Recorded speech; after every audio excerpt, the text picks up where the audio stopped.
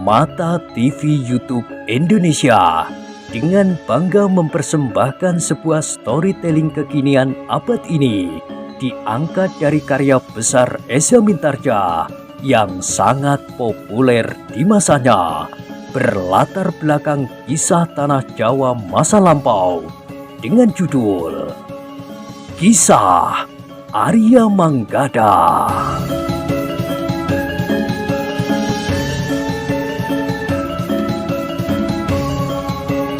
Pada kesempatan yang sangat baik ini, kita masuk pada episode yang ke-32.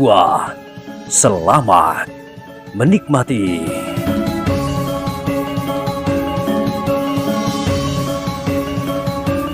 Pada episode sebelumnya telah diceritakan, anak muda itu memang menjadi kebingungan. Dengan sangat cemas, ia berusaha minta kawan-kawannya menolongnya, tetapi Manggada telah membentak. Semuanya tinggal di tempat. Tidak seorang pun berani bergerak, karenanya anak muda yang berdarah itu menjadi semakin bingung. Dengan lengan bajunya ia mengusap darah yang rasa-rasanya semakin banyak mengalir. Sementara itu, terdengar suara Manggada. Minta maaf kepada orang tua itu, atau gigi kalian semua akan aku lepaskan. Jangan, sahut seorang di antara anak-anak muda itu ketakutan. Karena itu, cepat lakukan, bentak Manggada. Lihat, Surogayam tidak berarti apa-apa. Sebagai orang upahan ia telah melakukan pekerjaan yang sangat kotor. Ia tidak peduli akibat dari perbuatannya. Yang penting baginya, ia mendapat upah dengan langkah-langkah kotornya itu. Mereka harus mendapat hukuman jauh lebih berat dari orang-orang yang melakukannya bagi diri sendiri. Anak-anak muda itu termangu-mangu. Namun mereka tidak dapat berbuat lain kecuali melakukannya. Anak-anak muda itu pun berurutan melakukan sebagaimana dikehendaki oleh Manggada dan Laksono. Aku minta maaf, Kiai, berkata anak muda yang tertua di antara mereka. Aku juga, Kiai, desis yang lain. Juga apa? Bentak Laksono. Anak muda itu terkejut. Katanya, aku juga minta maaf, berkata anak muda itu. Demikianlah keempat anak muda itu minta maaf. Sementara itu, Surogayam telah sadar dari pingsannya. Tapi begitu dia bangkit, ia segera teringat apa yang telah terjadi. Ia pun segera menyadari bahwa ia tidak dapat berbuat apa-apa terhadap anak muda itu. Betapapun dendam membara di ubun-ubunnya, apalagi ia sadar bahwa ada beberapa orang yang telah melihatnya. Tetapi demikian ia bangkit, maka salah seorang di antara kedua orang anak muda itu melangkah mendekatinya dan berkata dengan nada rendah, "Kau tidak apa-apa, Kisanak." "Bagaimana mungkin aku tidak apa-apa?" geram Surogayam. "Bukankah kau telah membuat aku pingsan?" Laksono tersenyum. Katanya, "Iya, aku telah membuatmu pingsan, tapi aku belum membuatmu mati."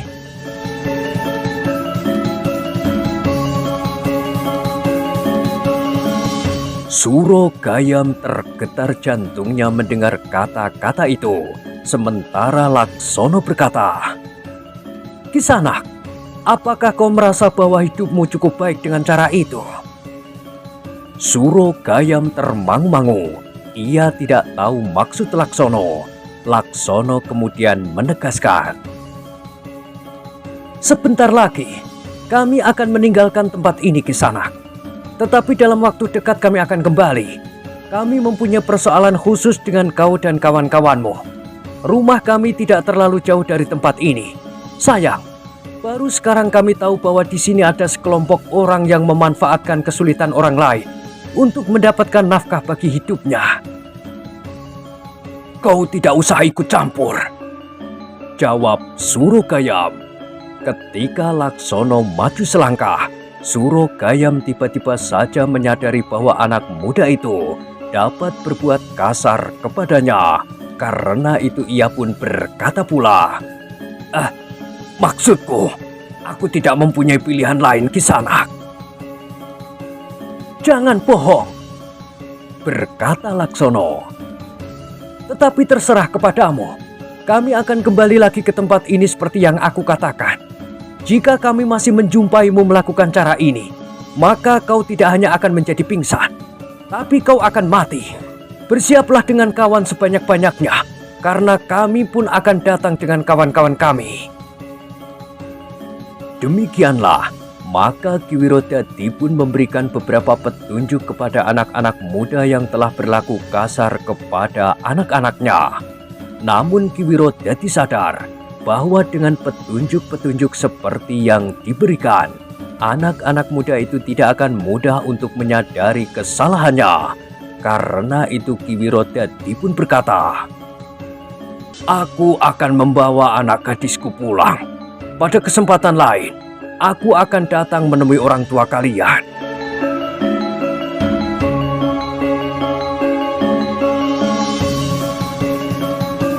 Wajah anak-anak muda itu menjadi tegang, namun Ki Wirodadi tidak menghiraukannya lagi.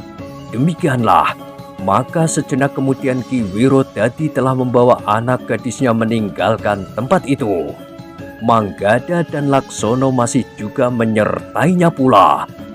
Bagaimanapun juga, keduanya masih mencemaskan kemungkinan buruk terjadi atas gadis itu.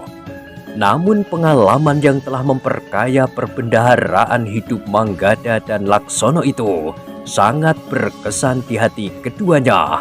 Sejak keduanya keluar dari lingkungan sempit, maka seakan-akan mereka telah berdiri di hadapan cakrawala yang digelar luas.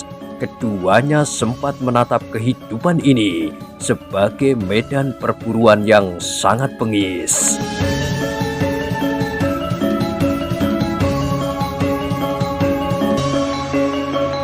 Ketiga orang yang menyertai gadis yang hampir saja menjadi korban dari satu kepercayaan yang hitam itu, ternyata masih juga dicemaskan oleh seekor burung yang terbang di atas mereka.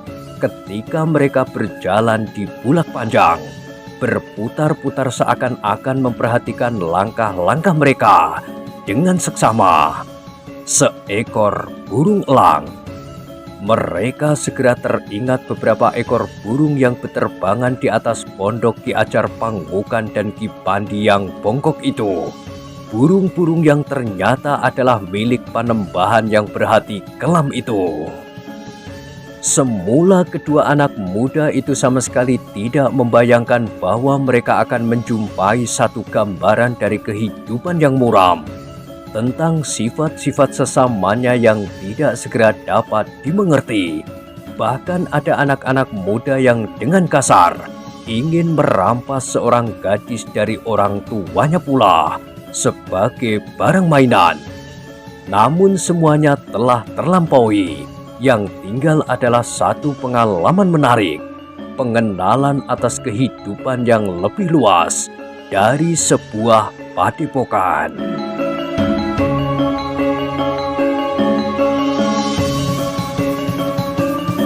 Kedua anak muda yang mengawani Ki Wirodadi membawa pulang anaknya itu merasa bahwa pengenalannya atas kehidupan ini terlalu sempit.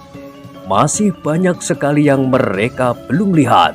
Karena itu, di dalam hati kedua anak muda itu tumbuh satu keinginan untuk melihat dan mendengar semakin banyak.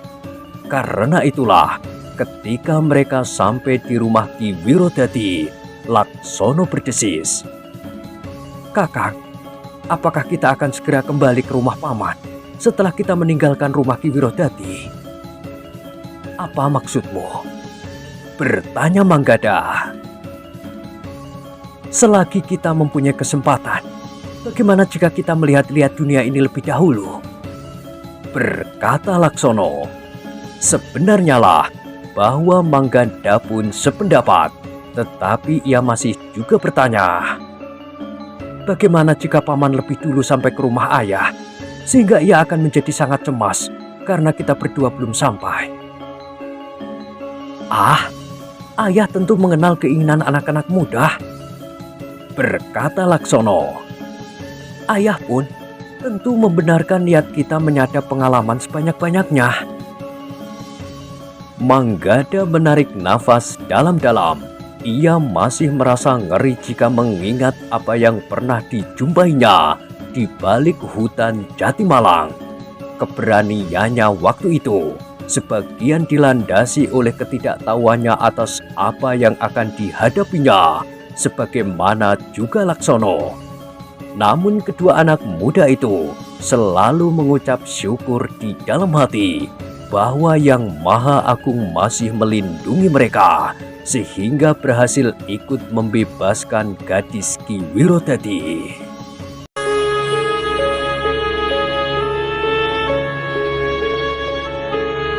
Ternyata bahwa Manggada tidak berkeberatan melakukannya. Namun katanya, aku setuju Laksono, tetapi hal itu kita lakukan sambil menempuh perjalanan pulang. Sebenarnya lah aku ingin untuk segera menghadap ayah dan menyampaikan hasil jerih payahku selama berguru bersamamu di tempatmu. Baiklah, berkata Laksono, kita melihat-lihat di sepanjang perjalanan pulang. Sebenarnya lah, ketika kedua anak muda itu sudah yakin bahwa Ki Wiro Dadi selamat sampai ke rumahnya, maka keduanya pun minta diri untuk melanjutkan perjalanan. Ternyata Ki Wiro Dadi terkejut mendengarnya. Dengan serta-merta Ki Wiro Dadi bertanya, jadi kalian tidak tinggal di rumahku barang 1 atau 2 pekan? Manggada tersenyum. Katanya, maaf Ki Wiro Dadi, kami berdua harus segera pulang agar orang tua kami tidak menjadi cemas tentang kami. Tetapi kenapa begitu tergesa-gesa? Seluruh keluarga kami harus mengucapkan terima kasih lebih dahulu kepada kalian berdua yang telah membebaskan anak gadis kami dari maut yang mengerikan itu, berkata Ki Wiro Dadi. Bukan aku dan bukan adikku, jawab Manggada. Justru kami hanya ikut-ikutan saja tanpa mengetahui apa yang sebenarnya kami hadapi. Apapun yang kalian lakukan, tetapi kalian telah melakukan satu langkah yang sangat berarti bagi keluarga kami. Tanpa kalian berdua, yang terjadi tentu jauh berbeda dari apa yang sekarang terjadi, berkata Ki Wiro Dadi. Yang Maha Agunglah Maha Penentu, berkata Manggada. Ki Wiro Dadi mengangguk. Kemudian ia berkata, tetapi bagaimanapun juga, kami akan menahan kalian berdua untuk setidak-tidaknya sepekan di sini. Tetapi Manggada dan Laksono ternyata tidak merasa perlu lagi untuk berlama-lama berada di rumah Ki Wiro Dadi.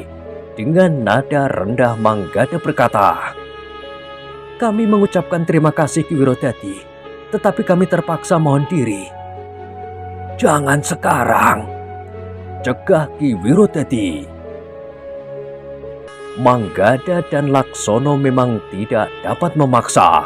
Mereka harus menunda keberangkatan mereka. Tetapi Manggada dan Laksono hanya bersedia tinggal untuk 1 malam. Ki Wiro Dadi mempergunakan kesempatan itu sebaik-baiknya untuk menyatakan terima kasihnya kepada Manggada dan Laksono. Seluruh keluarga Ki Wiro Dadi yang dapat dan sempat dipanggilnya datang menemui kedua orang anak muda itu. Bahkan salah seorang di antara keluarga Ki Wiro Dadi itu sempat berdesis, sayang sekali jika saja salah seorang dari keduanya kau ambil menantu. Ki Wiro Dadi tertawa. Katanya, hahaha, keduanya sedang berkembang. Nampaknya keduanya masih lebih senang melihat-lihat dan mengenali lingkungan kehidupan ini. Tidak ada seorang pun yang mampu mengikat mereka sekarang. Entahlah jika beberapa tahun lagi keduanya tersesat ke rumah kita. Keluarga Ki Wirodadi itu menarik nafas dalam-dalam, tetapi ia masih berkata, "Bukankah kau belum mencoba mengatakannya?" "Aku sudah bersama-sama mereka untuk beberapa hari," jawab Ki Wirodadi. "Aku sudah mengenal keduanya cukup baik, sifat-sifat mereka dan tingkah laku mereka."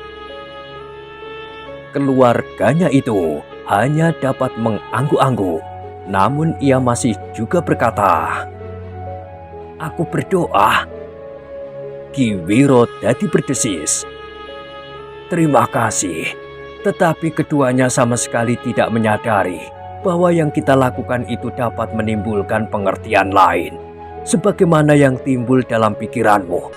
Demikian juga anak gadisku." "Ah, kau!" geram salah seorang di antara keluarganya itu. "Apakah yang kau katakan sama dengan yang kau pikirkan?" "Sudahlah," potong Ki Wirodadi. Demikianlah di hari berikutnya Manggada dan Laksono benar-benar minta diri. Menurut pengamatan Ki Wirodadi, memang tidak ada kesan apa-apa pada kedua anak muda itu ketika keduanya minta diri kepada anak gadisnya yang telah dibebaskannya dari tangan Panembahan Leptogati. Keluarga Ki Wirodadi hanya dapat memandangi kedua orang anak muda itu melangkah, meninggalkan regol rumah mereka. Dua orang anak muda yang sedang mencari bentuk bagi dirinya sendiri. Manggada dan Laksono memang masih juga berpaling, tetapi mereka hanya mengangkat tangan tanpa kesan apapun. Sementara itu, anak gadis Ki Wirodadi merasakan ada sentuhan pada perpisahan itu, tetapi ia sama sekali tidak mengenali kedua anak muda itu untuk membuat hubungan yang lain dari sekedar hubungan biasa.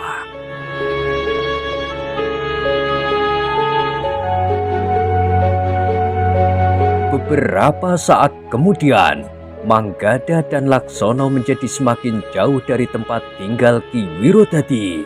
Mereka telah memasuki bulak panjang yang nampak hijau karena batang-batang padi yang tumbuh dengan subur. Parit yang nampaknya selalu mengalir dengan deras, serta bening yang nampaknya selalu membasahi kotak-kotak sawah di bulak itu. Kedua anak muda itu merasa betapa segarnya udara di pagi hari. Angin berhembus perlahan-lahan di panas matahari pagi. Namun kedua anak muda yang masih belum sempat mengetahui perkembangan ilmu mereka itu bersepakat untuk berhenti sejenak. Mereka turun ke sebuah sungai dan mencari tempat yang sepi. "Sejak kemarin, kita belum sempat berlatih," berkata Laksono. "Kita juga belum sempat mengetahui pengaruh tuntunan laku yang diberikan oleh Ki Ajar sebelum kita meninggalkan tempatnya yang tersembunyi itu," sahut Manggada. "Kita mendapat kesempatan sekarang," berkata Laksono pula. Manggada mengangguk-angguk. Katanya, "Surogayam dan kawan-kawannya ternyata tidak dapat membantu kita." "Iya, tetapi nampaknya Surogayam dan kawan-kawannya benar-benar menjadi jerah," jawab Laksono. Demikianlah, selagi masih pagi, kedua anak muda itu telah menyempatkan diri melakukan latihan di tempat yang sepi dan jarang sekali dikunjungi orang itu.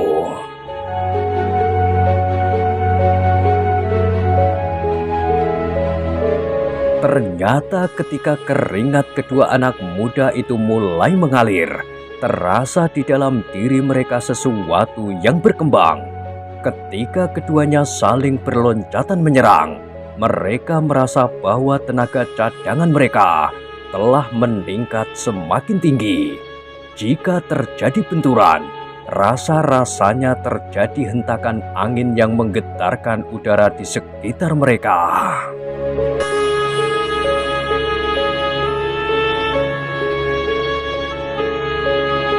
Kedua anak muda itu mulai meneliti kemungkinan-kemungkinan lain di dalam diri mereka. Mereka telah mencoba mengerahkan segenap kemampuan dan tenaga cadangan mereka, sehingga mereka dapat mengenali landasan kekuatan mereka sendiri. Ternyata kekuatan mereka bukan saja meningkat, tetapi juga membuat daya tahan mereka menjadi semakin tinggi. Setelah beberapa lama berlatih, kekuatan mereka sama sekali belum terpengaruh, sehingga tanpa berjanji keduanya telah berlatih terus. Keduanya tidak merasa bahwa matahari telah menjadi semakin tinggi. Keringat telah terperas dari tubuh mereka, namun keduanya masih berlatih dengan cepat dan keras sampai matahari mencapai puncak langit. Akhirnya Manggada bertanya, "Apakah kita akan berlatih sampai senja?" Laksono mengerti maksud saudaranya itu, karenanya ia meloncat surut untuk mengambil jarak. Kedua anak muda itu kemudian berhenti berlatih, sambil menilai apa yang telah mereka lakukan, sehingga mereka bisa mengambil kesimpulan bahwa kemampuan mereka memang sudah meningkat. Meskipun peningkatan itu tidak terjadi pada ilmunya, tapi pada landasan kekuatannya yang memberikan arti tersendiri.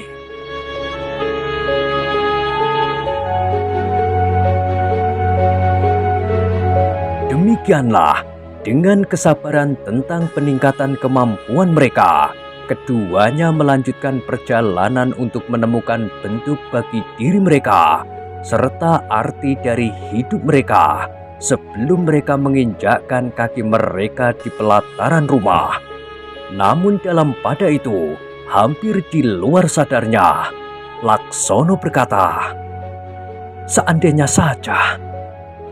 Manggada berpaling kepadanya sambil bertanya, "Apa maksudmu dengan kata-kata itu?" Laksono menarik nafas dalam-dalam, tetapi ia menjawab, Tidak apa-apa." "Ah, kau tentu akan mengatakan sesuatu," desis Manggada. "Tetapi jika aku satu-satunya kawanmu di perjalanan ini tidak boleh mendengar, apa boleh buat?" "Jangan merajuk," desis Laksono sambil tersenyum. "Untuk apa aku merajuk? Tetapi untuk selanjutnya, persoalan di antara kita akan menjadi tertutup, karena aku pun tidak akan mengatakan apa-apa kepadamu," jawab Manggada. "Jangan begitu," desis Laksono kemudian.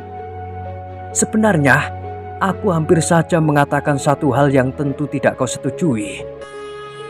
"Kenapa?" bertanya Manggada. "Sebenarnya, aku ingin bertemu dengan seseorang atau sekelompok orang yang dapat membantu kita untuk menjajaki kemampuan kita," berkata Laksono dengan ragu-ragu. "Ketika kita meninggalkan rumah ayahmu, maka kau pun berniat seperti itu. Tetapi aku selalu teringat pesan paman, ayahmu, bahwa seharusnya kita tidak perlu melakukan hal ini.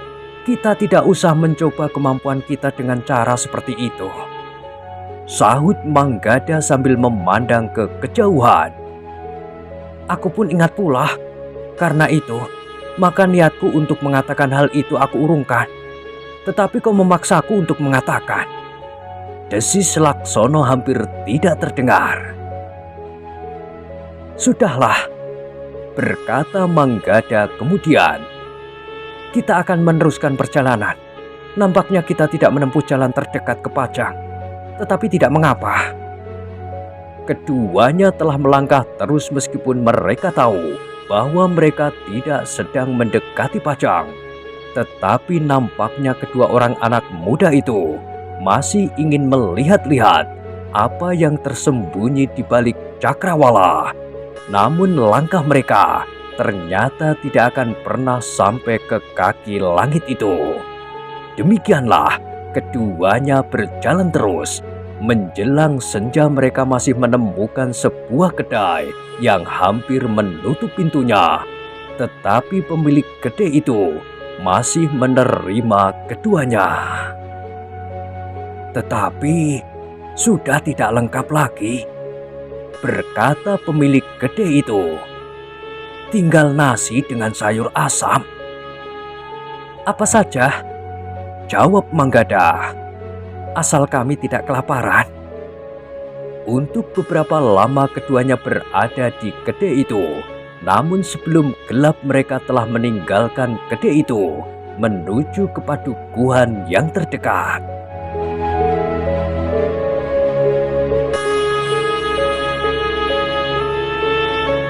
Kita akan minta izin untuk bermalam di Banjar, berkata Manggada.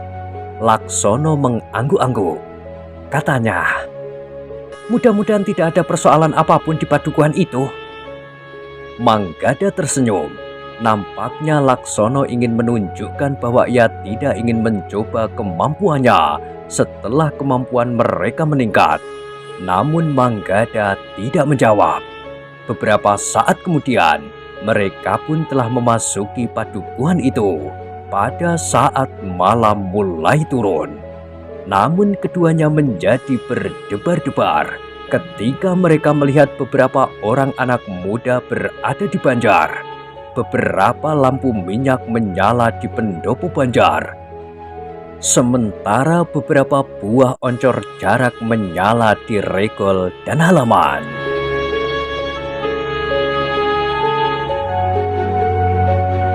Apa pula yang terjadi?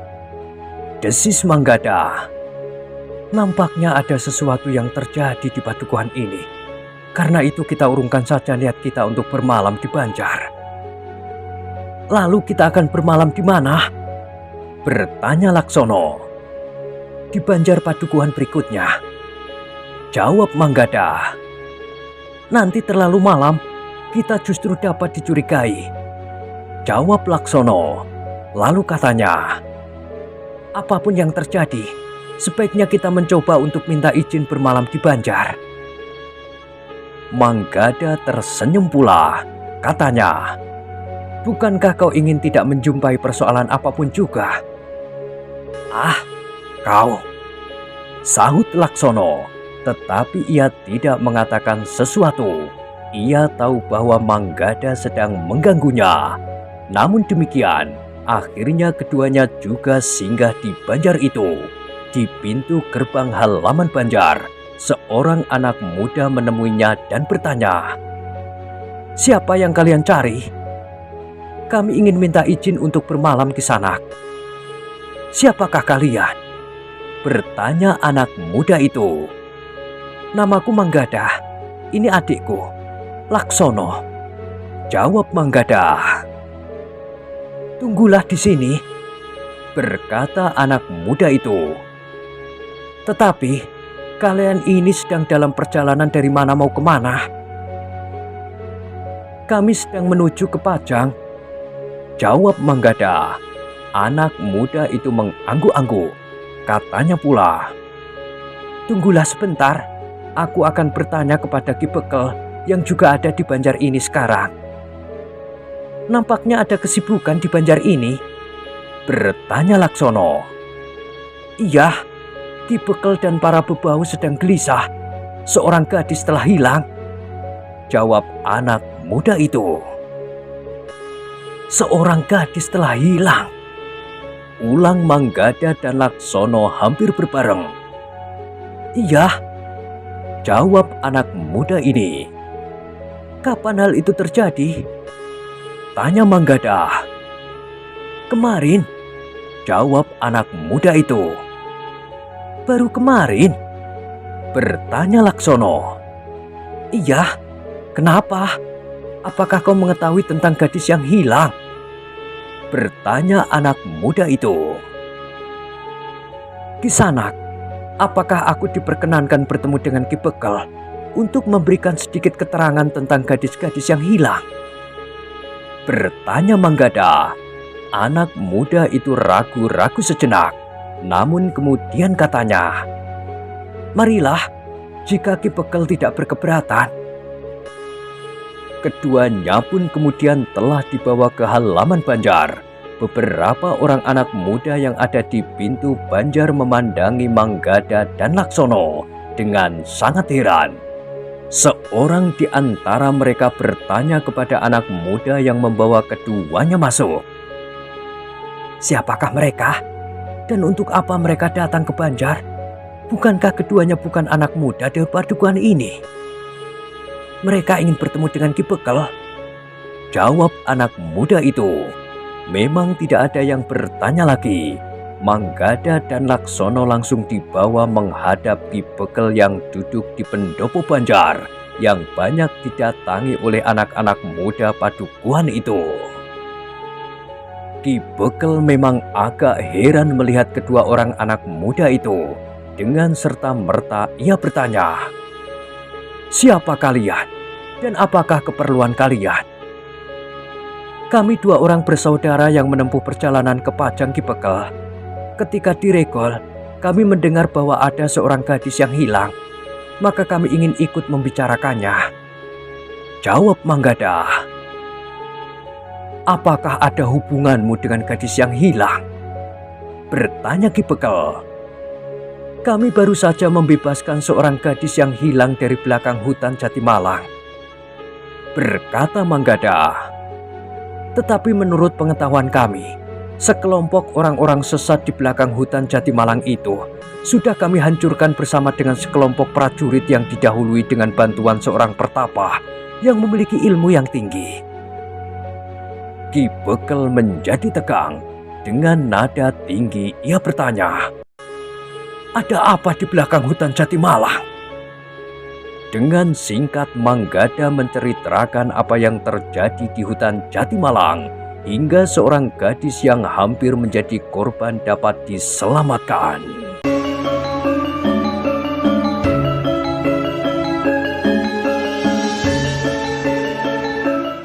Nah, bagaimanakah kisah selanjutnya? Silahkan ikuti terus kisah Arya Manggada pada episode berikutnya. Sampai jumpa.